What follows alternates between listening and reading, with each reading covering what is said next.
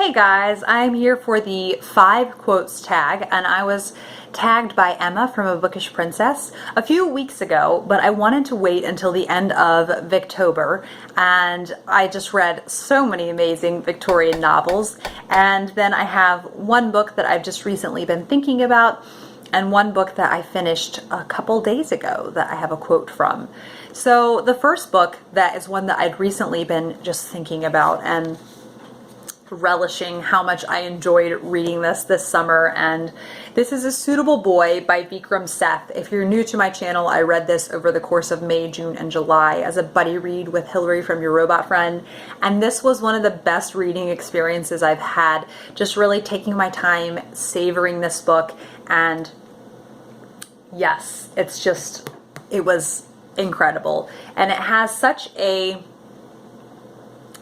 wonderful portrayal of India and all of the variety in culture and religion and food and climate, and just like it's a picture of India, kind of the breadth of India, and I absolutely love it. So I will link my review of it down below if you'd like to hear more about it, but non-spoilery, of course. And one of the things that I really appreciate is this book made you feel like you were just a part of these characters' lives for several months in their life, and made you feel like you were just doing life with them and sitting right there with them. So this is one scene where there's a grandmother and a daughter-in-law, or a daughter, and then a grandson just hanging out together. So it says, "A few plump brown partridges, some big, some small, ran awkwardly across the far end of the lawn and with an immense effort got themselves airborne for a few seconds. They landed on the broad swing that hung down from a branch of the tamarind tree. There the partridges sat while the rain suddenly pelted down. The gardeners quickly took shelter at the back of the house near the kitchen. The thunder made a growling noise and the squirrels ran up the tree in alarm. Lightning flashed in sheets all over the sky. The rain came down in torrents, and soon the mud of the lawn had become a thick paste. The partridges disappeared in the gray barrage. Even the swing became indistinct. The sound of the storm on the corrugated roof made speech difficult, and an occasional violent gust of wind drove rain onto the veranda itself. After a while, the door to the house opened, and Bhaskar came out. He sat next to his mother, and the three of them stared at the wall of water. For about 5 minutes they looked at the rain in silence, enchanted by the power and the noise of it and the sight of great trees swaying and shuddering in the wind. Then the rain let up slightly and speech became possible again." I don't know if that quote will seem as amazing to other people as it did to me, and it might be one that you just have to read the book to kind of... There is just such a unique atmosphere that it's really hard for me to put my finger on about this book, but it's amazing, and I just really, like I said, love that you feel like you're a part of the characters' lives when you're reading this. The next one that is a book that is a new favorite of mine, and should not be a surprise to you guys because I did a whole quotes video about this, so I'm pretty sure the quote I'm about to read to you is in that quotes video.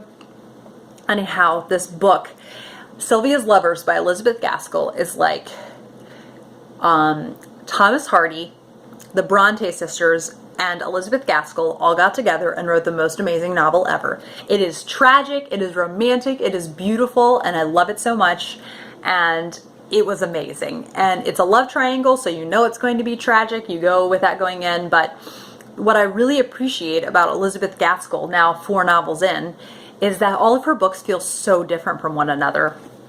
This takes place in a whaling town, and there are press gangs, and there are dreary, dreary winters, and ships lost at sea, and it's just so beautiful. This is a book to get swept away by, and there are lots of beautiful, vivid descriptions of nature, and this was one of them.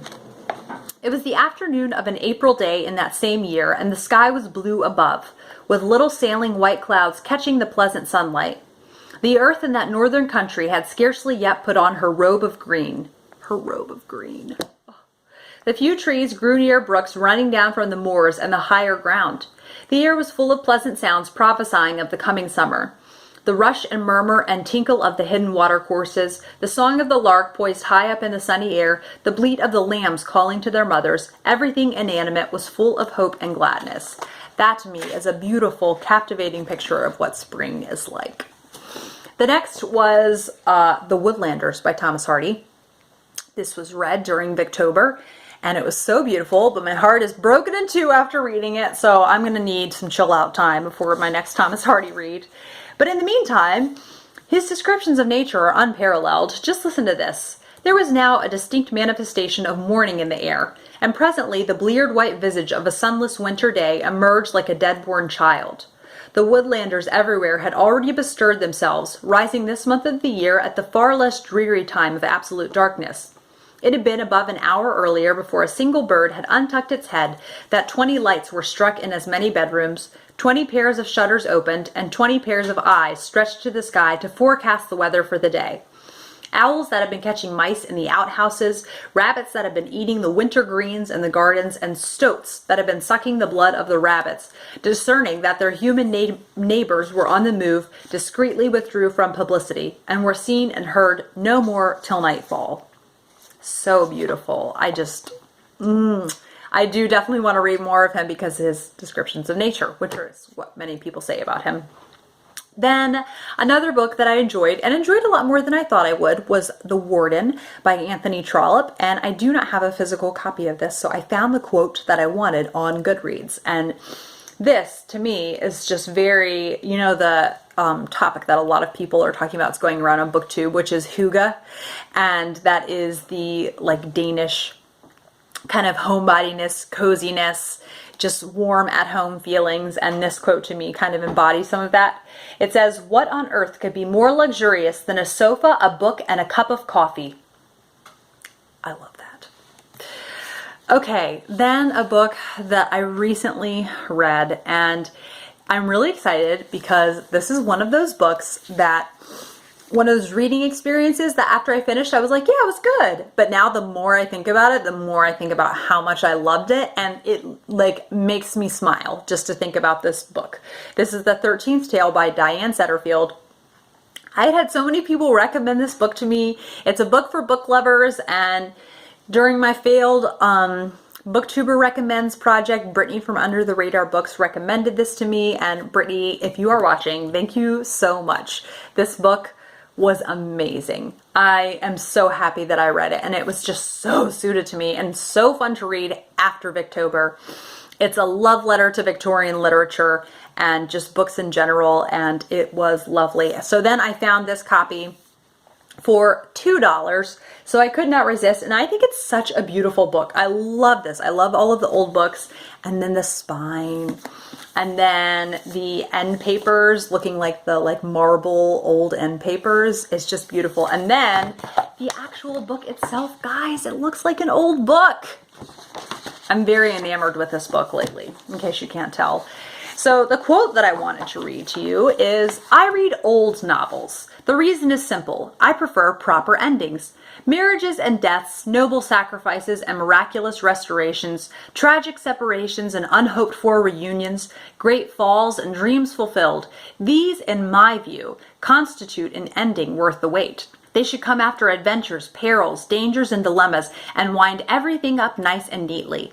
Endings like this are to be found more commonly in old novels than new ones, so I read old novels." So ironically, this is a quote I'm reading to you from a new book, but I totally agree with that. And I do find that for every 5 new books that I read, 5 books that have been released within the last 20 years, I really love only one of them.